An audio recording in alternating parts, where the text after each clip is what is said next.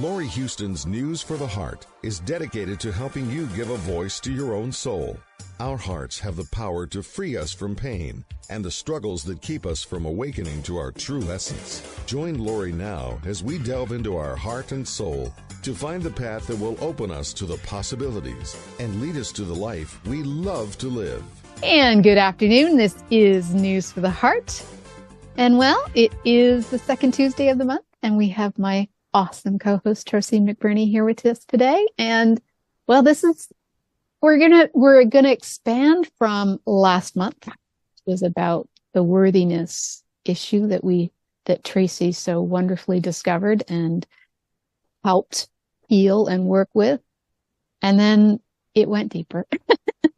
So welcome to Tracy. Yeah, once we get that layer, here we thought we were done. Right? We thought it was this big reveal. Yay! Look at that. And it gets worse. Or just a little bit more challenging, but it got a bit more challenging. Yeah, it did. And of course, it's interesting as the nutritionist, the non-conventional nutritionist, it's interesting that this is really hitting at solar plexus. Like this is really hitting at personal power, where we're going today. So, well, let's dive in. So I really don't really, it's between last month and this month, somewhere in that month, I just landed in these statements and, kind of minding my own business, kind of maybe being in my kind of meditative morning. This is what kind of comes in. And it started as 4 statements. It was almost like me being with me just, testing some things, but being given statements, almost like my guides and I just kind of won on that morning. And it was a morning. I am worth it. I am worth it was the first statement. And just to be checking that the I am worth it statement when you're saying it out loud, or the I am worth it statement as you're saying it inside of your mind, internally, that statement is coming all the way down you, all the way down through the body, all the way down your feet into the earth. Like you have fully embodied that statement, or you haven't. So as I've been playing with this for the last couple of weeks, as they brought this into me, I've been playing with it and really recognizing how many people are struggling with exactly this, and sometimes exactly the opposite of where I was. So I was able to notice that I had fully embodied the I am worth it statement, like it was all flowing through me.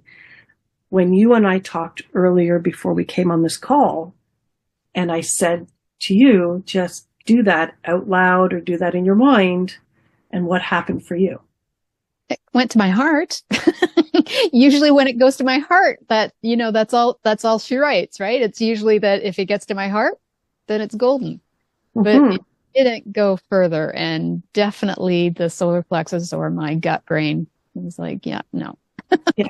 And it didn't go all the way through the body, all the way down into the feet and all the way down into the earth to literally announce to the earth, this is the way I am feeling about myself. Like this is me signaling to the earth.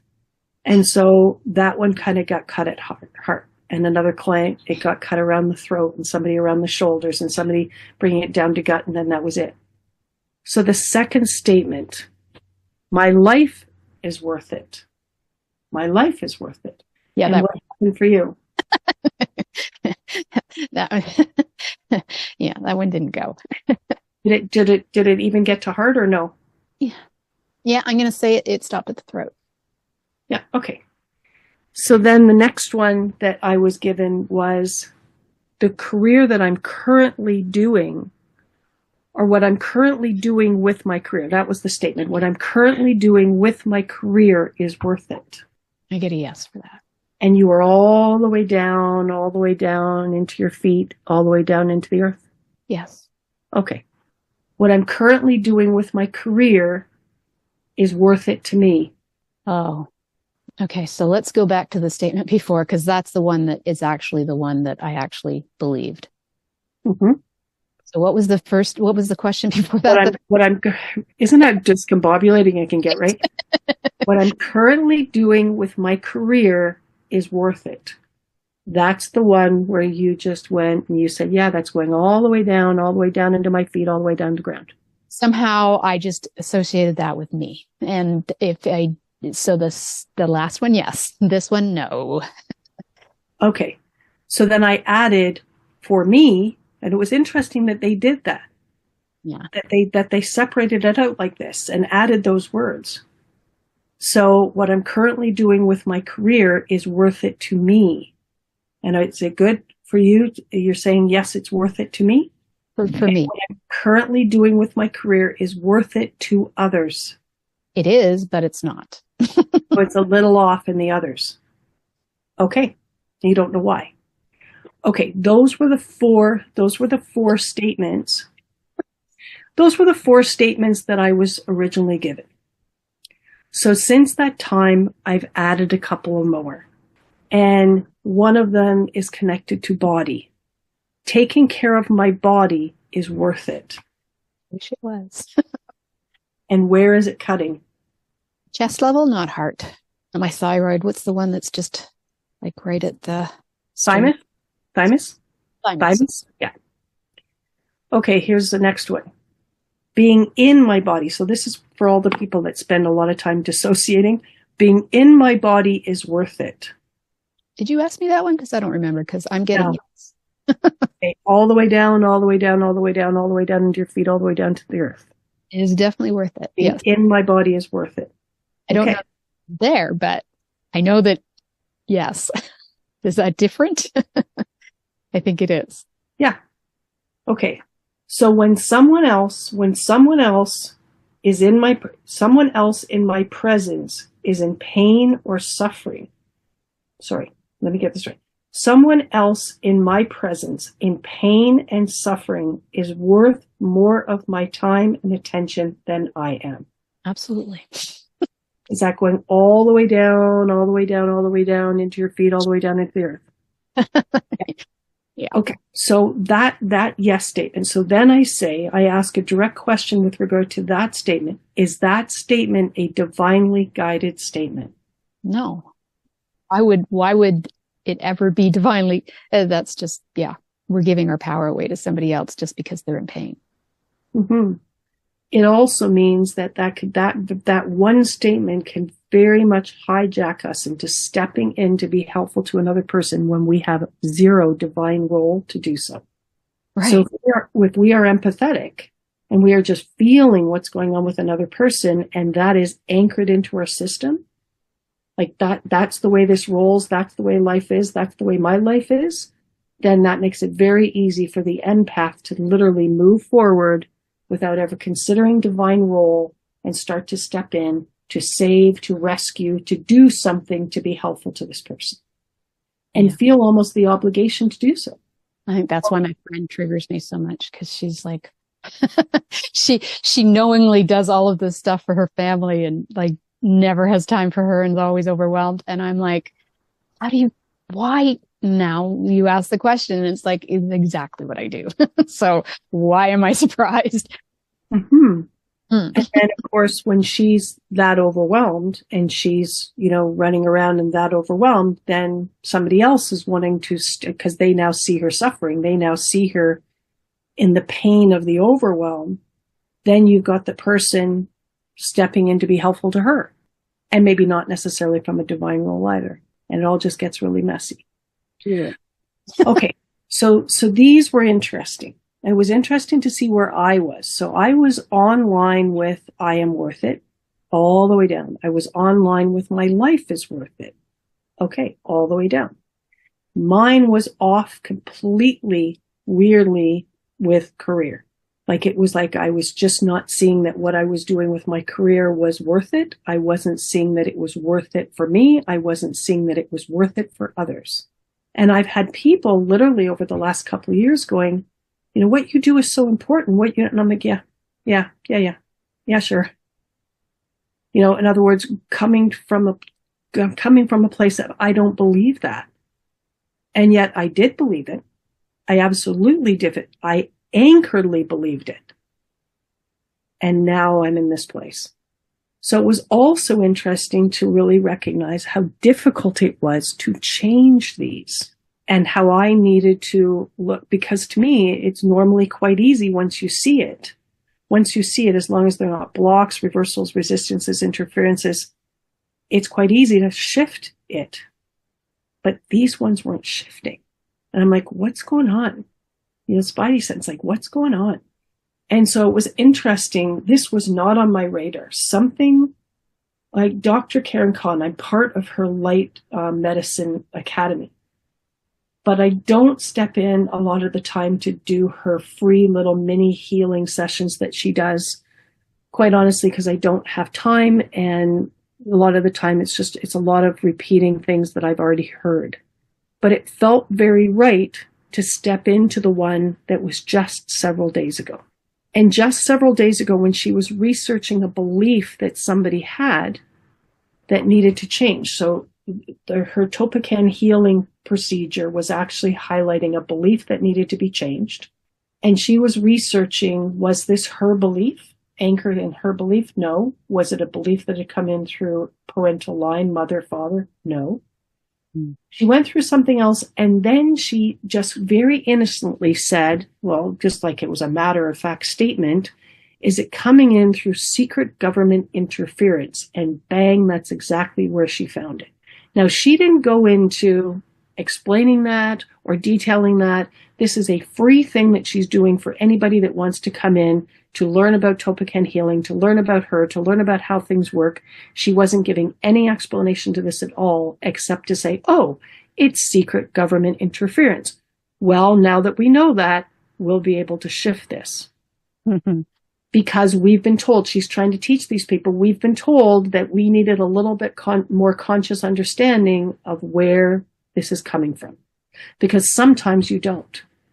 Sometimes we just don't need to know. We need to know very little to be able to shift something or heal something. So it's also an interesting principle, something that I've taught in energy medicine for a long time. How much do we need to know? And how much can we just allow to surrender completely and fully without getting our conscious brain involved in what is happening at all? So that's the first time I'd heard the phrase. And I then got quiet and I said, is this one of the reasons why I'm here? Is this one of the reasons why I've been brought here today? And the answer was absolutely yes. And yeah, another one was to be reminded of something that we could ask for, something that we could attend for, which I thought was super cool. It was in her charts. 100% positive morphic field for ... And it was something that she was doing later on in the session for another person, which is establishing 100% positive morphic field for a particular organ that was not happy. And I thought, what an interesting thing. You don't really think about this. We don't really think about our fields, and then we don't really think about the fact that we could put an intention that we might have a negative morphic field, emanating with an organ or emanating with a body part, or emanating with the blood, or emanating with interstitial fluid. One of the things I was guided to for a client was intracellular fluid needed a remake. It needed the intention to shift it to being animated from this place, 100% positive morphic field, rather than what that interstitial fluid was being altered by. So those were the two things on that day that I was being guided to her class to pick up and to recognize and to realize. So I was recognizing that these statements for me weren't shifting. They weren't moving. And I was asking if in fact, they were somehow statements that were connected, the belief statements that were connected to a secret government interference. And I got a yes. I was like, okay. And even after recognizing that, they didn't shift so easily. And when I looked at why, what I got was they were anchoring, they were locked in, and they were being described to me as codes. this interference is not just a belief system, it was coded information now locked in to previous experience that was my experience from earlier on in life. And so the word being locked in. So in order to get the whole thing unlocked, you had to be willing to go back to make peace with that time in your history. Right. Make peace with when all of that went sideways, when you went sideways. And it was tricky, right? Because it was like lots of people don't want to go back and find those painful places. They just want to move forward. They don't want to go remember that. They just want to push it away, bury it, and move forward. But these secret government interferences were locking in to things that were unhealed from the past that we'd rather not speak about, we were ashamed of, we were upset by, was a deep pain for us.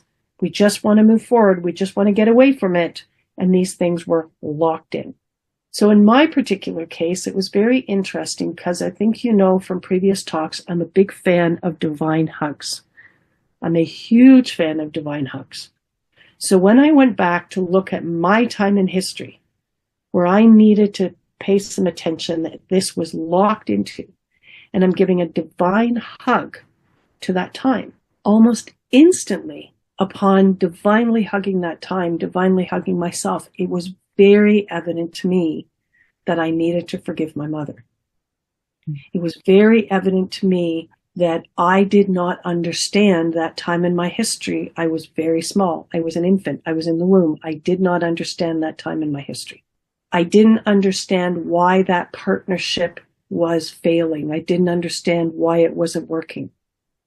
I didn't understand why my mom wasn't eating more. I didn't understand why she wasn't feeding me better. I just didn't understand why I wasn't so welcome. I didn't understand why there wasn't a bigger space for me. She had a hiatal hernia. So my mother's story would be that she ate Gelucel and drank milk for her entire pregnancy because that's all she could take down. Gelucel's loaded with aluminum. I think it still is. So it's like, good. Thanks, Mom. So, but it's also amazing, what we can survive on. When I started to look at that earlier, it was like I was surviving on my mom. It was like I was eating her, so to speak. But it set up flawed partnerships. It set up partnerships that aren't working, partnerships that aren't honoring, partnerships that aren't respectful, partnerships that don't work, partnerships that don't nourish each other. It set that up. And I've lived that. And I've created them that way. So I was led back to that pain.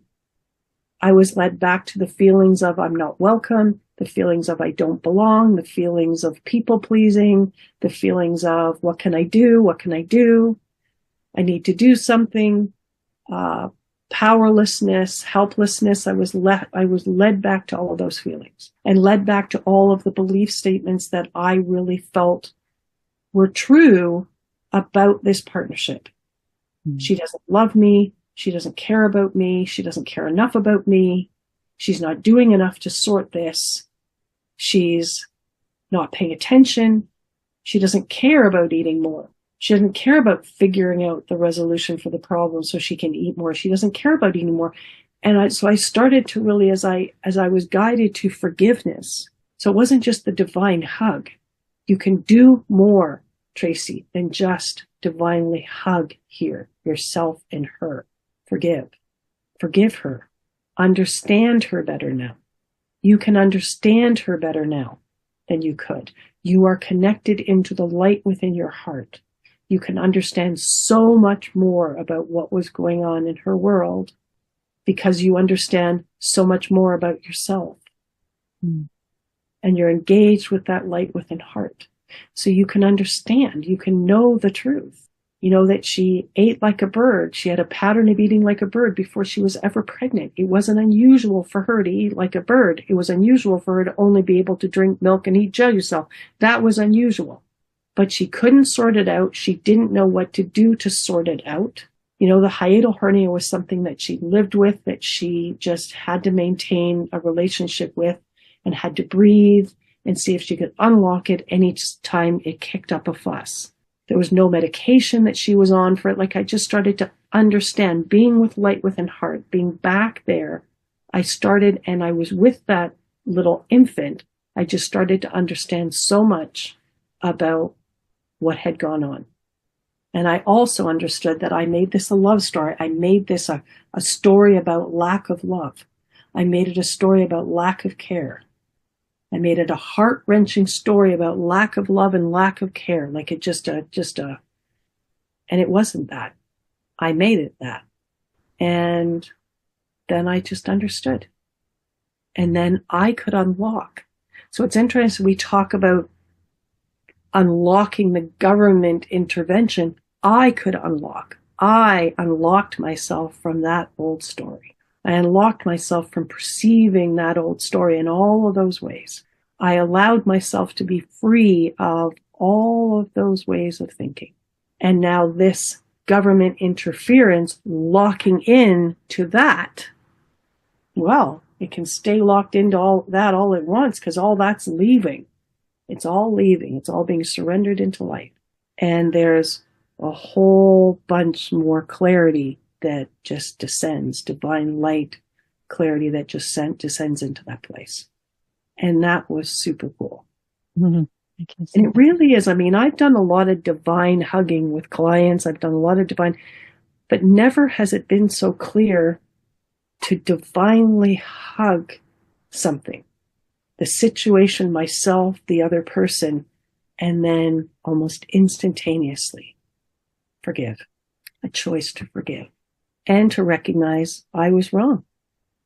I was wrong. It felt really right.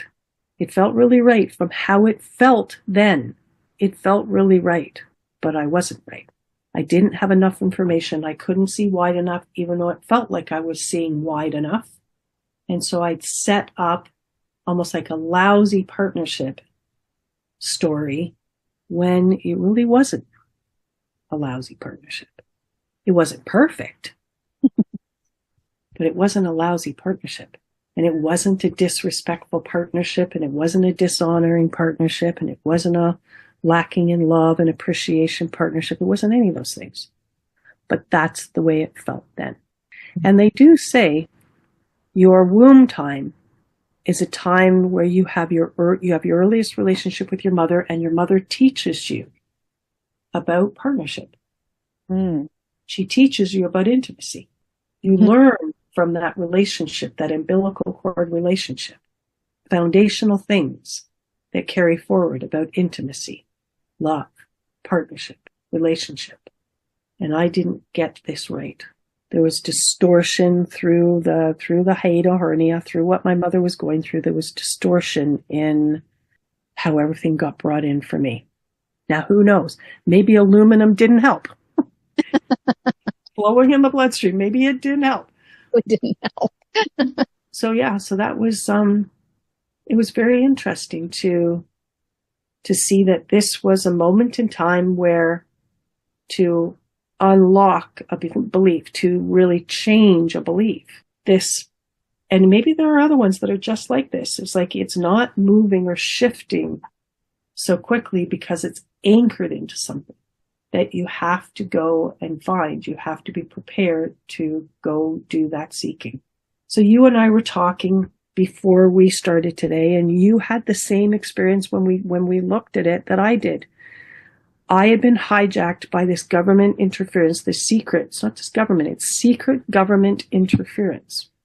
I had been hijacked in 2021, and so had you. It's an interesting piece. It's about a year after the pandemic kind of began. And I think that's very interesting. And I think it'd be interesting if it shows up again, secret government interference, because now it's something I can ask about. Like, it seemed like when Dr. Karen Cohn brought it into the call, it seemed like she had probably asked that very same question 70 times, 80 times, 100 times, 200 times. It was a very nonchalant thing that she was going through. Mother, father, blah, blah, blah, blah, blah, secret government interference, it's just like one of the items that she knows to look for. What also got clearly said that day in that Dr. Karen Kahn talk is that I would not have been interfered with that day if I had had strong, divinely maintained boundaries, resilient boundaries, then it would have just pinged off. So something was going on that day, and maybe that frequency is just emanating and emanating and emanating, like maybe on a daily basis, it's emanating and emanating.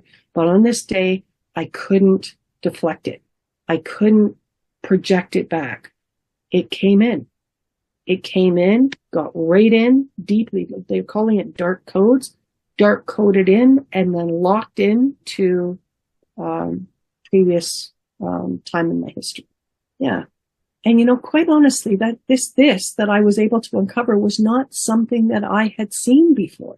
And I've done a lot of personal work, so I hadn't really seen this piece before, where we're going back into the womb experience really set up this kind of interesting partnership dilemma that had been perceived in a certain way. And I hadn't seen it until I'd seen it. So you had found the same thing. You'd found 2021. And then if we're looking for you and we're looking for the ones that you were not able to just bring fully in. So the I am worth it kind of stopped at heart. My life is worth it kind of stopped at kind of throat area or thymus area. Where were you being in my body? Being in my body was worth it, was fine for you. That just kind of went right down, right? Being in my body was worth it. I forgot to ask that question, actually. Oh, okay. Well, let's do it. I mean, you asked it earlier, but you forgot it this time. Okay. Being in my body is worth it. Yeah. Okay. It's falling all the way down. Okay. Taking care of me in my body is worth it.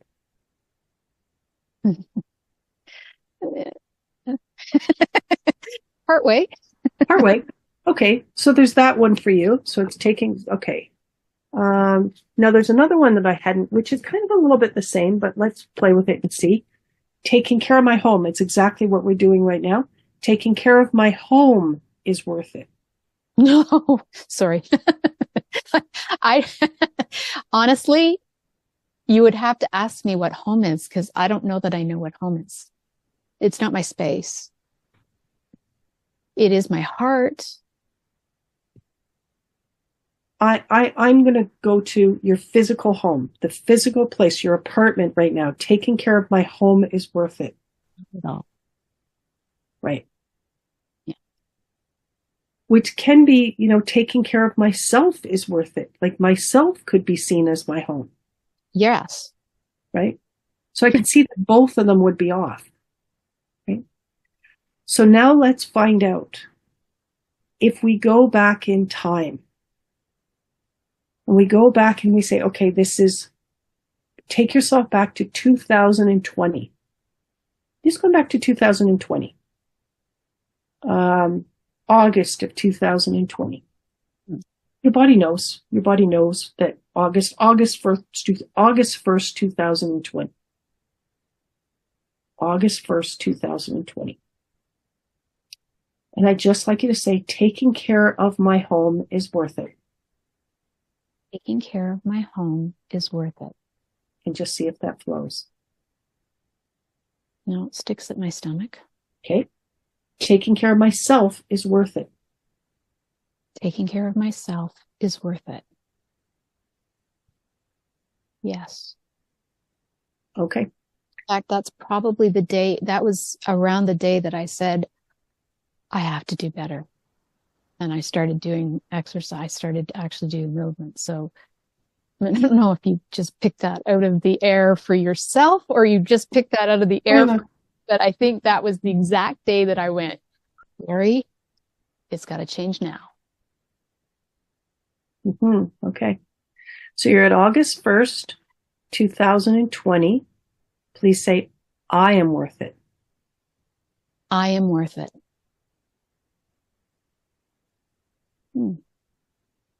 Flowing or not flowing? It's flowing. Yeah, because we're not at 2021 yet, so it's flowing here. My life is worth it. August 1st, 2020. My life is worth it. It's worth it. Seems to flow. Right. We'll try this one. Someone else in my presence in pain or suffering is worth more of my time or attention than I am. Do I have to say that one? Just listen to the statement. Say it one more time. Just listen to the statement and see how that feels.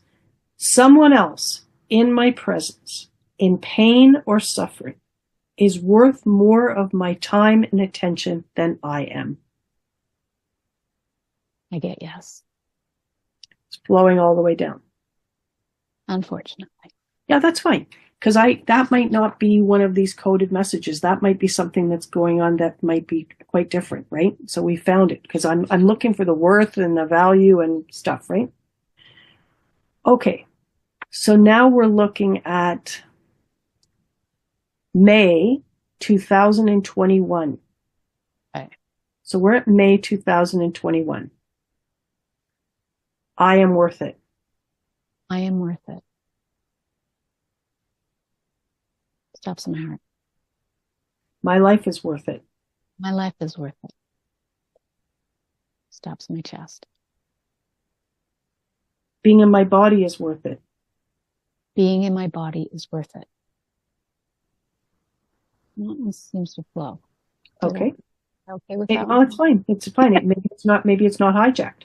Okay. Taking care of my body is worth it. Taking care of my body is worth it. Maybe Yeah, just so it's interesting, right? So that hijacking, that secret government interference, and I'm just asking, are these statements changed? Are these very statements changed that we found? Are they changed because of secret government interference? And the answer is yes. And then I'm asking, are these statements anchored to something, now locked in and anchored to something in your past history? yes. Is it one thing or more than one thing? More than one. Okay. How many? I'm getting 3. Okay. Locked into 3 different times in your history. Okay, so let's go look for them. So we're looking for 3 different times in your history. Do any of those times happen in the womb? Okay. Is there more than one of them that happens in the womb? Yes. 2 of them happening in the womb? 3 of them happening in the womb? Yeah. Okay, 2 of them happening in the womb. Okay. Happening in the womb we're looking for the number. So this is, you've got 9 months in the womb, like normally, unless you're a premature child. Were you a premature child? Okay, so you were born at 8 months, you were born at 7.5 months, where are you? 8, I think. Okay. I think. So we're looking at the first belief anchoring. We're looking at the one belief anchoring between 0 and 3 months. Is there one anchoring between 0 and 3 months? Is that a yes? And the second one is anchoring also between 0 and 3 months? No. Between 3 and 6 months? No. Between 6 months and the time that you're born. Okay. Anchoring in 2 weeks before you're born? Yes. It's close, so it's, yeah. Okay, so 3 weeks. So 3 weeks before you're born, anchoring in at 3 weeks before you're born? Okay. So one of those belief systems, one of those beliefs anchoring into 0 to 3 months, one of those beliefs anchoring into about 3 weeks before you're born. So things that you're experiencing or that your mother's experiencing, and I know that you're adopted, so things that you're experiencing, your mother's experience, you are experiencing your mother's experiences. And lots of times, especially if we're thin-skinned children, that's exactly what's happening, is we are literally bringing in the mother's experience. So we've kind of become her experience. Okay. So is there more that we need to understand Is there more that we need to understand about those times in your history? Okay, so I'm getting a no. There is no more understanding that we need to find out about the time in your history from that time, except to know that you were in the womb. Was it mom having a problem? Mom's having a problem. Mom's having a struggle. Are you then having a problem or struggle? Because mom is somewhere between 0 and 3 months. And then there's this also mom having a struggle about 3 weeks before you're born. She's having a bit of a problem. She's having a struggle. She's having a moment. And therefore you're having a moment. Yeah, so this really is your mother's issue that then becomes your issue. So there's no more information any more information that we need to have. No. The third belief happens, the anchoring of that happens within the first year of you being born. Okay. Yeah. Within the first 6 months of you being born. I was adopted at 5.5 months. Does this happen before your adoption? So before you're adopted at 5.5 months, is that third anchoring belief happening? I'm getting no. Okay. So it's after you're adopted, and this is sometime between 5.5 months and the year 1, correct? Okay. So does this anchoring belief anchor in at 7 months or beyond? I'm getting no. I get it. I think you had already narrowed it down to the 6 months. I think. So okay. So it's about 6 months. It's about 6 months after you're born. Going from the foster home to the adopted home. Right. So this is about 6 months after you're born. Yeah. Okay. Do we need to understand more? We do for this one. We need to understand a bit more. Okay. So you're about 6 months of age. And so we're coming into light within heart. Your light within heart knows, understands, gets, has all information connecting at this time. So there's vulnerability there. There's misinterpretation there. There's distortion there. But there's definitely vulnerability there. So do you get any sense? You're 6 months old. Your mother has now adopted you out. Something to do with the reaction that my adoptive parents had. So my mom should have been happier, but apparently I came home screaming. And I was really very much a daddy's girl.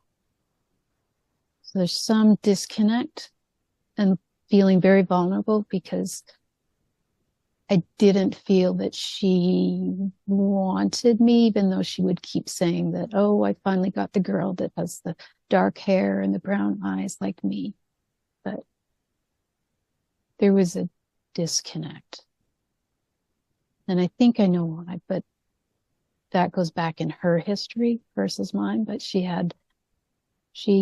looked after a niece for her brother. She looked after a baby and her brother. The brother went back early, but she had the baby till 2.5 years old. And it broke her when they took her away. Not that you would not understand that, but, right. Daughter. So if you stay here with that story and you're just with truth, is there a part of her that is protecting herself and more like the fear of not knowing whether you're staying or whether you're not staying, not knowing whether you're going to get taken away? Yes. Yes, that was exactly her fear. Right. That was her fear. Because when I turned 18 in grade 13, we were doing a thing with Children's Aid, and she thought I was going to find out everything about my birth parents and I would be gone. That's why she never told me. Oh, wait, I was 19 because I didn't find out until I was 19. That was her fear. Exactly. Fear. Yes. Right. Yeah. And heart protection. Yeah. So stay with this for a second, because they're telling me that you can know the answer to this question. Was she fully in charge of her own heart protection? No. Okay. Which is a very valuable question to ask, because that means she outsourced it.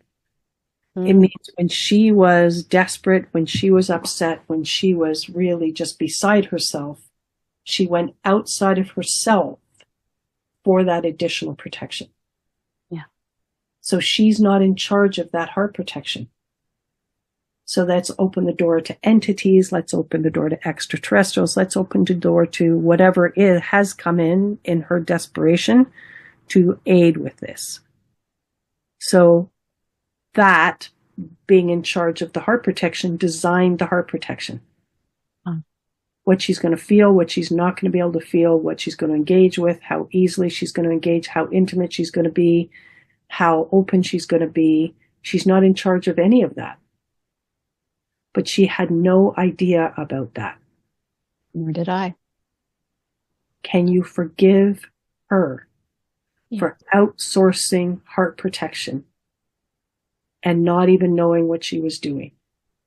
Giving her power away in this way, not leaving it an inside job, not even recognizing the truth of her own power, the truth of her own wholeness. Can you forgive her for that?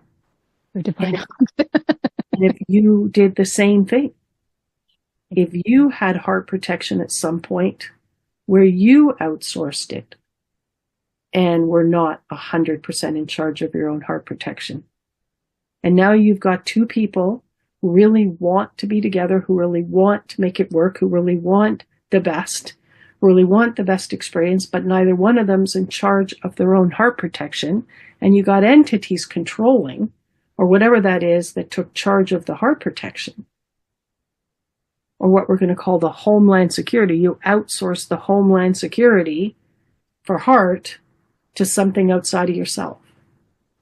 And then can you forgive yourself for what you did not see? Forgive yourself for what you did not know? For what you gave up? For what she gave up? Which interfered with you and her being able to have a more intimate connection with each other. It distorted reality. It didn't allow for openness where maybe openness would have been allowed for. Is your birth mother still alive? Well, you can check on this. I feel like she is still very close to the earth plane. My birth mother? Yeah, which means she's not all the way up here.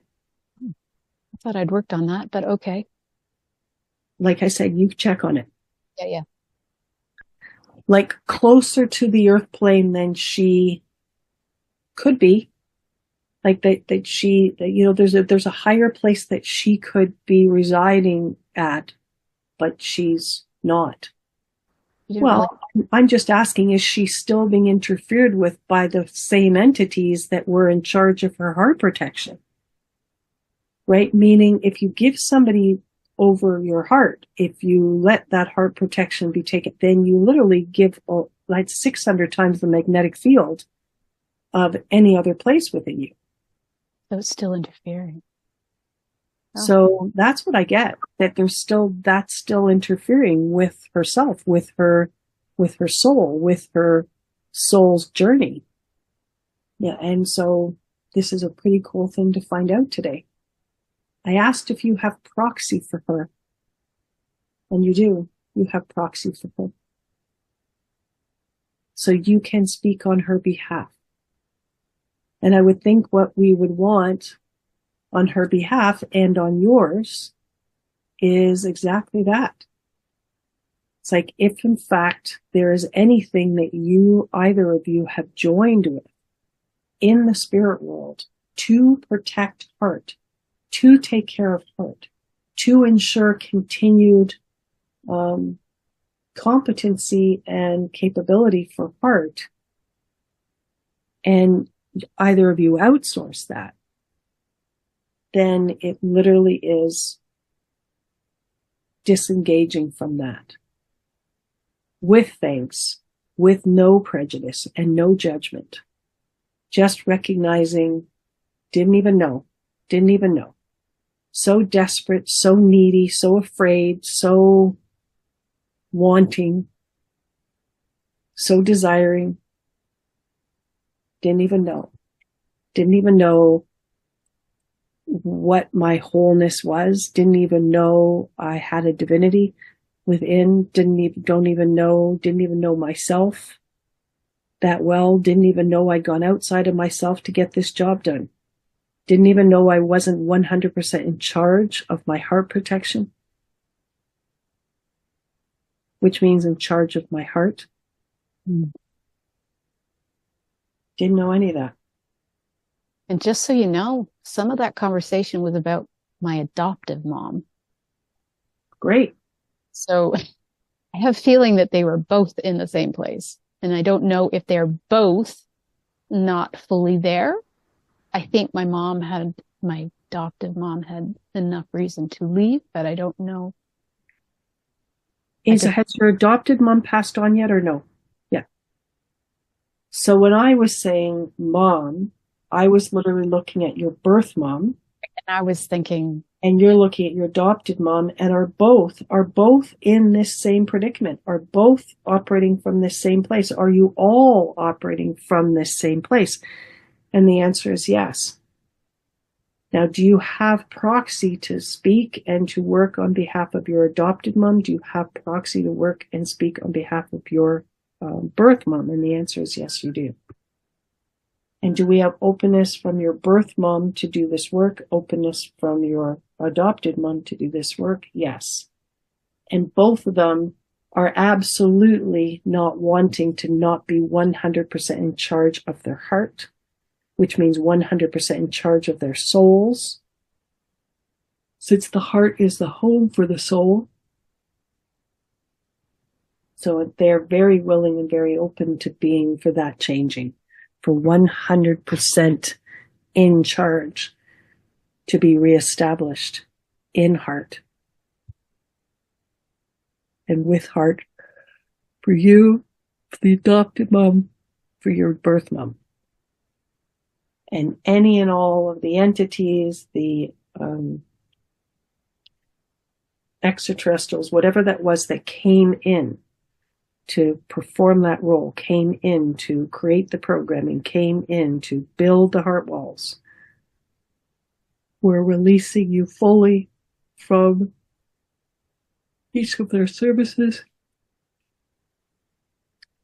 lifting all of this into light, or sending it through the one-way portal if in fact the entities and energies that are involved here don't wish to be fully returned to light. Then they do have that choice. But there is no choice at this point, now that all of this is being seen, for them to stay where they are. There's no choice for them to continue to perform this role. This is all being cut off now. This is all being undone now and uncreated now. It blocks, reversals, resistances, interferences, obstacles, invisible obstacles, hidden interference, resistance. No. So all of this is just clearing. Thank you. Ease, speed, and grace in the highest and best divine way. Thank you. Clearing in all timelines where applicable. Thank you. Thank you to this divine. Safely, permanently, painlessly, peacefully. So it is 100% in charge of heart. Is this being reestablished? Fully and completely reestablished for your birth mom, reestablished for your adopted mom, reestablished for you. The answer is yes, and hook else. Nice. Is there anything more that we need to say or do, or no? And it is interesting, your adopted mom having that kind of energy drama, that fear of you not staying with her, that fear of you being taken away. And you also having that same kind of internalized feeling of my mother not staying with me, my birth mother not staying with me, or not able to stay with me. And then you being taken away. And no control, like you having no control over that. No control over your mom staying or not staying. You're having no control over being taken away. Yeah, nice lifting happening. and it feels like you're locked in. You're locked in was about fear. So locked into the fear and locked into the needing to control.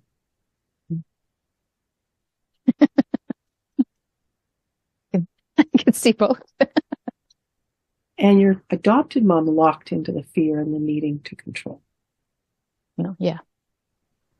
And your birth mom more or less locked into the fear of not being able to maybe take care of you well enough, like the fear of that, and actually the almost like the releasing, the need to release control, like the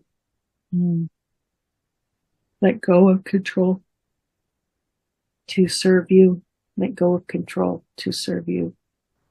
But in all three instances, fear. Yes. And control. Different ways, but yeah. Very interesting. So I'm just going to say I've done this a little bit now that I understand this idea of the government, the secret government interference, locking into an earlier time. And then right? Our willingness to unlock ourselves from a previous time where we've seen it and felt it in a certain way.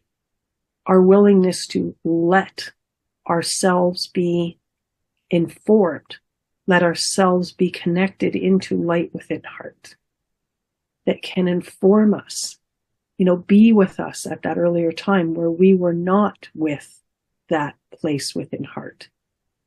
We were with the fear, we were with the story, we were not with our core light, we were not with this place that we can be with now.